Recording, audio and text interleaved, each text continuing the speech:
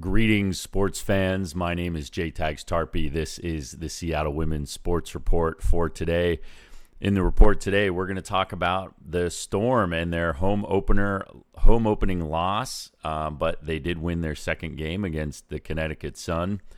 The Reign remain winless in May, and I have a few final reflections on the Torrent's first inaugural season.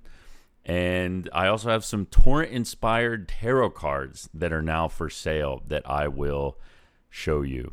But let's get into it. Storm lose home opener 91-80.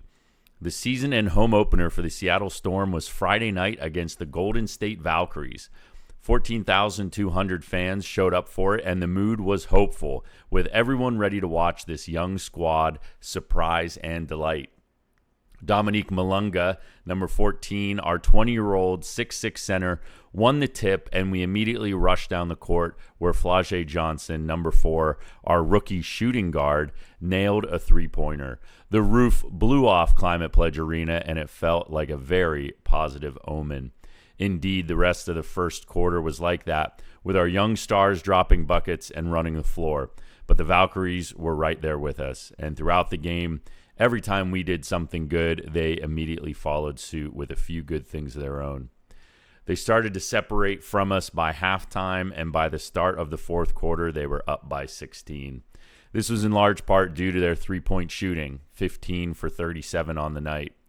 And there's an old adage I like to go by in the WNBA: the first team to 100 wins. And letting your opponent score 91 points in a game is almost always going to be too many. The Storm played hard the entire game and even managed a late-game surge to make the final score more respectable. But the pivotal moments in the third quarter where the Valks took over were too much for the Storm to come back from. But the Storm beat Connecticut Sun 89-82. The Storm bounced back in our first road game of the season against the Sun in Connecticut. The game started very similarly to the game against Golden State. We followed up a great first quarter with a bad second quarter, and we started to lose control of the game in the third. But this time, we came up with the big plays we needed during the big moments in the game. Lexi Brown, number 8, was the hero of the night.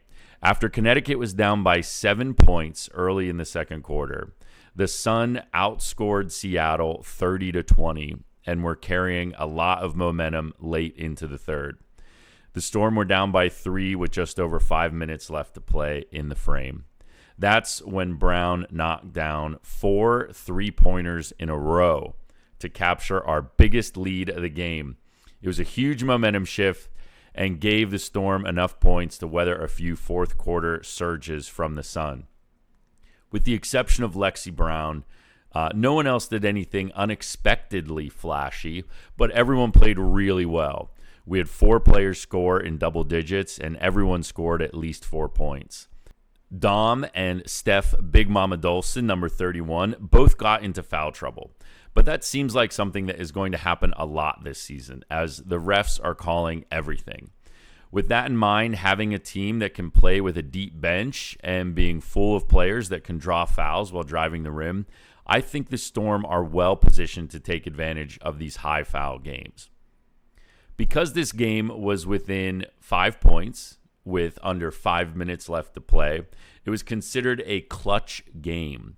And we got to see how our new head coach, Sonia Rahman, plans to manage these types of situations. I thought she did great. She used most of her timeouts during those final few minutes and cycled in the right personnel for each possession. And as a result, Coach Rahman now has her first win as a WNBA head coach, something her players seem to be very happy about. And we have a photo that the Storm posted on Instagram of all the players dumping water on Coach in celebration.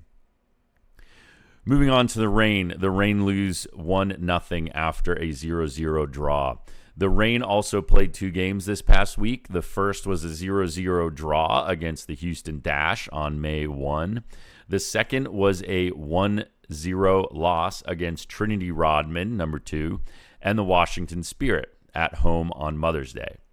The Spirit entered that game on a 4-game win streak, and despite Rodman leaving the game with a foot injury, they managed to keep their good times rolling. The Reign playing without Jess Fishlock, managed to spend a lot of time in Washington's end of the pitch, but we didn't generate many scoring chances worth writing home about.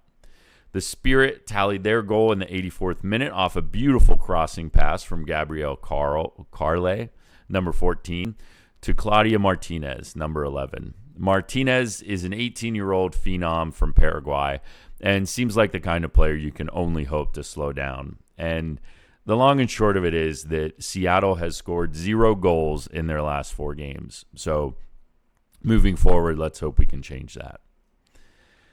And now some final thoughts on the Torrent. And here you can see a picture of my Torrent-themed tarot cards now for sale.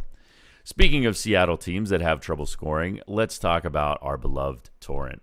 Players were available to the media after the end of our season, and pretty much all of them talked about how much they loved playing in Seattle. The PWHL has announced that Detroit will be getting a team next year, and rumors are swirling that at least one more city will be added to that list. Many believe that to be Las Vegas, actually. I don't know what that means as far as expansion drafts and how many players we are likely to retain, but let's just assume that we'll get to keep a fair amount. At the top of my list is Hillary Knight, number 21. She loves it here and has said that she wants to bring a Walter Cup to Seattle. She's a leader, a GOAT, a legend, and still a very, very good hockey player. The fans love her, and her teammates respect her. Many of them looked up to her when they played as kids. So I think our top priority should be keeping her in Seattle for the remainder of her career. I think it would do a lot for the culture of the team, and I do believe she can bring us home a ship. Number 2 on my list is Alex Carpenter, number 25. I love veteran players with long histories of production, and Carpy is the embodiment of they don't ask how, they ask how many. She's a quiet leader that does all the little things right and has 3 20-point-plus seasons in the PWHL to prove it. And number 3 on this imaginary list of mine is Teresa Schaffsall. I'll admit that I was very skeptical of the trade that brought her to Seattle, but she has opened my eyes to how much our team had been lacking speed. Hannah Bilka, number 19, being out for the second half of the season didn't do us any favors, but I think an emphasis will be placed on adding some fast skaters to the roster this offseason. It was a really fun season, and the vibes brought by the fans in attendance were always electric. If you enjoyed my coverage this year, please consider tossing me a few bucks in the link below. But also, I have designed these tarot cards inspired by all the players, and you can buy the deck as another way to support the Seattle Women's Sports Reports. And there's a link that you can click to send me $5, and there's another link for you to go buy the tarot deck. Which brings us to our 7-day forecast. We got 3 games coming up. The Storm are on the road all week. On Wednesday, they go to Toronto, which is another expansion team, and one I think we should be able to beat. And then on Sunday, they go to Indiana to play the Fever. That will be a much tougher game for us to win. And the Reign are home this Friday night against New York, the Gotham FC. Hope to see you there. That does it for your Seattle Women's Sports Report for today. We'll see you back next time.